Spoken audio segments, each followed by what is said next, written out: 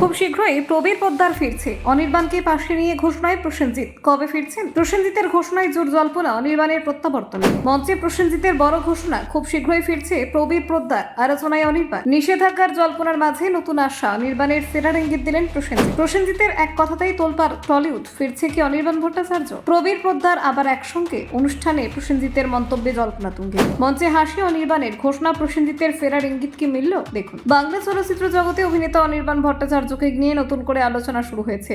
বেশ কিছুদিন ধরে তাকে বড় পর্দায় বা মূলধারার প্রজেক্টে দেখা যাচ্ছে না, ফলে তার প্রত্যাবর্তন নিয়ে নানান জল্পনা তৈরি হয়েছিল। সম্প্রতি একটি অনুষ্ঠানে সেই জল্পনা আরও জোরদার হয়ে উঠেছে। একাধিকবার শোনা গিয়েছিল যে খুব শীঘ্রই অভিনয়ে ফিরতে পারেন অনির্বাণ। বিভিন্ন মহল থেকে এমন ইঙ্গিত মিলেছিল যে ইন্ডাস্ট্রির অনেকেই চান তিনি আবার কাজে ফিরুন।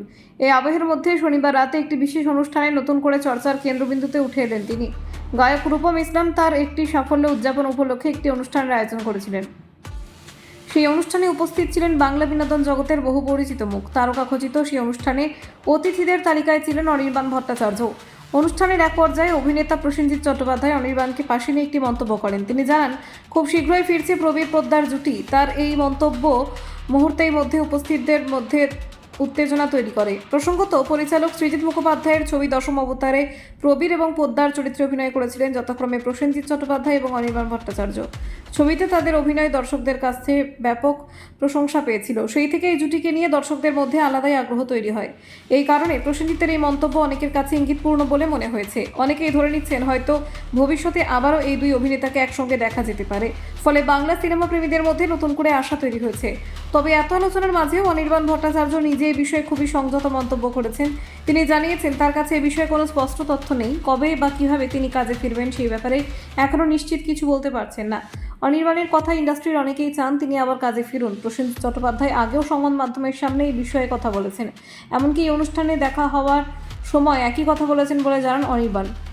অভিনেতার মতে প্রবীর পোদ্দার জুটি দর্শকদের কাছ থেকে প্রচুর ভালোবাসা পেয়েছিল, সেই কারণে হয়তো অনেকে চান এই জুটিকে আবারও পরপর্দায় দেখতে। তবে বাস্তবে সেই পরিকল্পনা কতটা এগিয়েছে তা নিয়ে এখনও কোনো নির্দিষ্ট ঘোষণা হয়নি।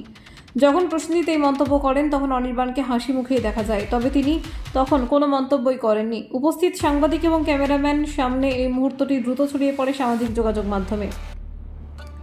এই প্রসঙ্গে গায়ক রূপম ইসলাম মজার ছলে মন্তব্য করেন। তিনি হাসতে হাসতে বলেন, তিনি যেন এই পরিকল্পনার বাইরে না থাকেন। উল্লেখযোগ্য বিষয় হলো, দশম অবতার ছবিতে একটি গান গেয়েছিলেন রূপম ইসলাম। এর আগে অভিনেতা দেব সংবাদ মাধ্যমের সামনে অনির্বাণের হয়ে কথা বলেছেন। তিনি অনির্বাণকে আবারও কাজে ফিরিয়ে নেওয়ার আবেদন জানিয়েছিলেন।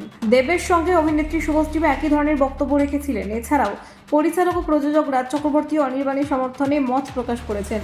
সব মিলিয়ে বাংলা চলচ্চিত্র জগতের একাধিক পরিচিত মুখ তার প্রত্যাবর্তনের পক্ষে কথা বলায় নতুন করে আশাবাদ তৈরি হয়েছে। এখন দর্শক এবং ইন্ডাস্ট্রি সবাই নজর রয়েছে কবে আবার অভিনয়ে দেখা যাবে অনির্বাণ ভট্টাচার্যকে। ব্যুরো রিপোর্ট, নির্ভীক বার্তা।